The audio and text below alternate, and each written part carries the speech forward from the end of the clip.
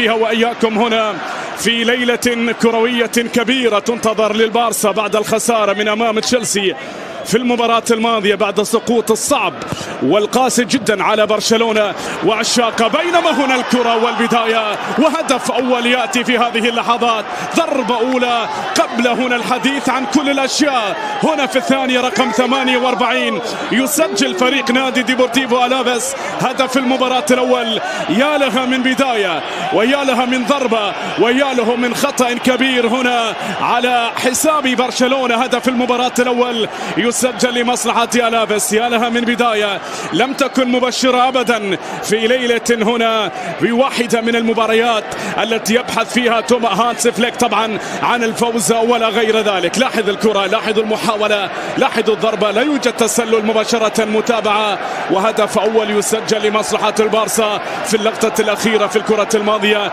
1-0 هنا في هذه اللحظات وبعيدا عن كل من كرة ثانية في الانتظار. هذه العرضية والمتابعة لكن أيضا من الجهة اليسرى العرضية هذه العرضية.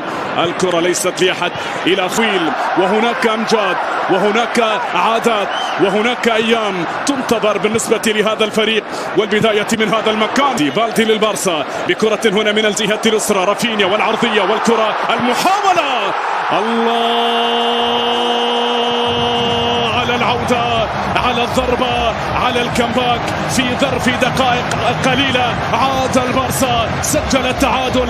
لا يمكن أن يرضى بالسقوط، لا يمكن أن يتقبل الخسارة في ذكرى التأسيس، فهي من أجل الفرح ومن أجل الاحتفال ومن أجل التفاخر بما تم وبما جرى وبما كتب خلال السنوات الماضية. لقد عاد البارسا للمباراة، عاد برشلونة للمباراة. هنا بالدي من الجهة اليسرى، رافينيا والعرضية، ثم لامين يامال الذي سجل الهدف الرائع، هدف مميز في سقف المرمى يعود من خلاله برشلونة لهذه المباراة.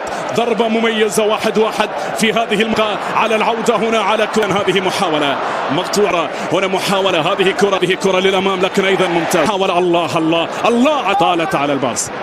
برشلونة يستقبل ألافيس ويحتفل هنا هانس فليك. الله الله الله الله على المحاولة، على الضربة، ربما هنا الضربة، المحاولة في هذه اللحظات. لا زالت الكرة على الكرة، على الروعة. يوان غارسيا لقد سجل هدفا للبارسا. نعم يا سادة في اللقطة الماضية. الحارس المميز إلى حد هذه اللحظة. كرة أمامية عيني. الله الله الله على الكرة، على المحاولة، على الضربة. الله الله الله الله على سحر البارسا، على روعة البارسا. هنا لا يمكنك الهرب ولا يمكنك أن تبقى هاديا. هنا انظر، هنا استمتع وابتسم. هنا برشلونة، يا لها من روعة، يا له من عمل ويا له من مسار سارت به الكرة الماضية لمصلحة البارسا بكرة ثانية بروعة هنا من جانب أولمو. يا الله على الكرة، على الروعة، على ضربة ثانية لمصلحة برشلونة من الجهة اليسرى. كان العمل، كان السحر، كان المرور، كانت الروعة في اللقطة الماضية. الله الله الله. هنا لا يمكنك الهرب ولا يمكنك أن تبقى هاديا.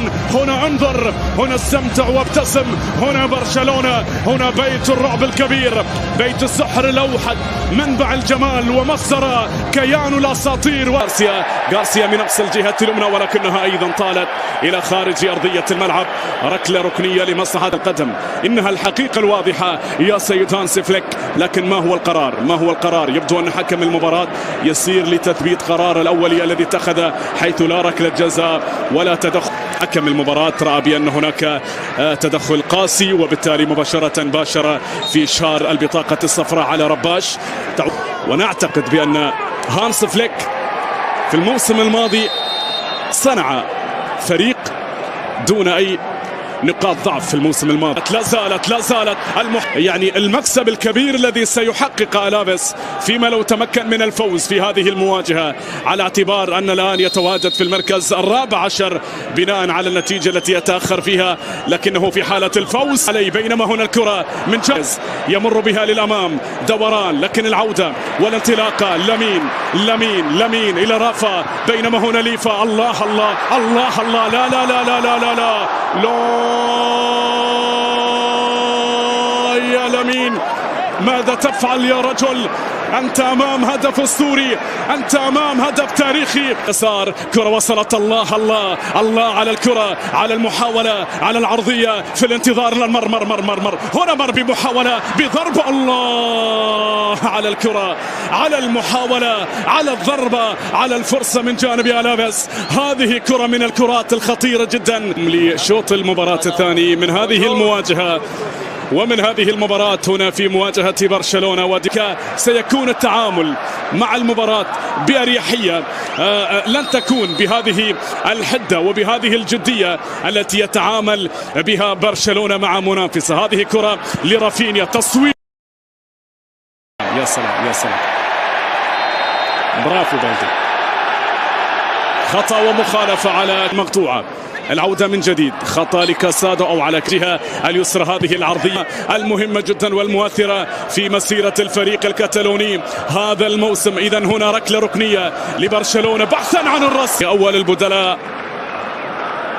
الذي يعرف هذا المكان جيدا، نعم، وخلال المواجهات الماضية رافينيا وداعا، نعم يا رافينيا لاعب أيضا هو الآخر يترك أرضية الملعب بعد أن تألق، بعد أن أبدع في هذه المباراة. راشفورد، لا زالت المحاولة، لا زالت هذه الكرة.